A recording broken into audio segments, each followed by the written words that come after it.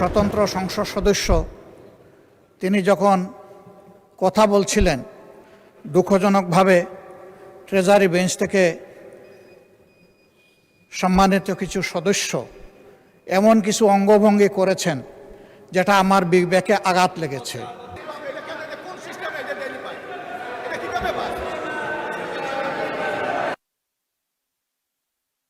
মাননীয়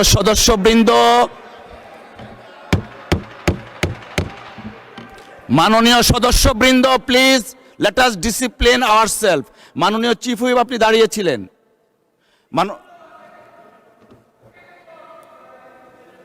মাননীয় বিরোধী দলীয় নেতা। ধন্যবাদ মাননীয় স্পিকার। এই সংসদ দেশের সর্বোচ্চ সম্মানের জায়গা। যারা এখানে নির্বাচিত হয়ে এসেছেন, দেশের জনগণের সমর্থন, ভোট, ভালোবাসা, শ্রদ্ধা নিয়ে এসেছেন। আমরা সকল সদস্যের প্রতি শ্রদ্ধা জানিয়ে বলবো, কোনো সংসদ সদস্য যখন দাঁড়িয়ে কোনো কথা বলবেন, তা নিয়ন্ত্রণ অথবা তাকে এলাও করার একক এখতিয়ার হচ্ছে মাননীয় স্পিকারের। সেই জায়গায় আজকে লক্ষ্য করলাম যে একজন স্বতন্ত্র সংসদ সদস্য তিনি যখন কথা বলছিলেন, দুঃখজনকভাবে ট্রেজারি বেঞ্চ থেকে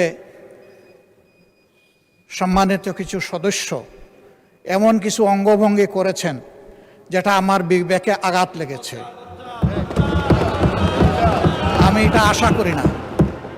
এমনকি আমি এও লক্ষ্য করলাম, একবার দুইবার নয়, 4 বার 5 বার নির্বাচিত হয়ে এই সংসদে যারা এসেছেন তাদের কেউ কেউ এই কাজটা করেছেন। আমি এখানে তাদের নাম বলে আমি নিজে লজ্জা পেতে চাই না। আমরা প্রথম দিনই অনুরোধ করেছিলাম ভালো কিছু সংস্কৃতির চর্চা হোক এখানে, এবং আমরা শিখতে চাই।